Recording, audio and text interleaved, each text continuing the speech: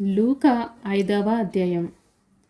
జనసమూహము దేవుని వాక్యం వినుచు ఆయన మీద పడుచుండగా ఆయన గెనెసరతు సముద్ర తీరమున నిలిచి ఆ సరస్సు తీరమునున్న 2 దోణులను చూచెను.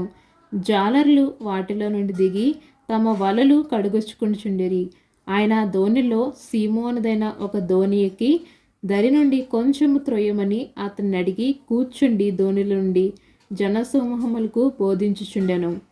ఆయన బోధించుట చాలించిన తర్వాత నీవు దోణెను లోతునకు నడిపించి చేపలు పట్టుటకు మీ వలలు వేడని సీమోనుతో చెప్పగా, సీమోను ఏలినవాడా, రాత్రంతయు మేము ప్రయాసపడితిమి గాని మాకేమీ దొరకలేదు.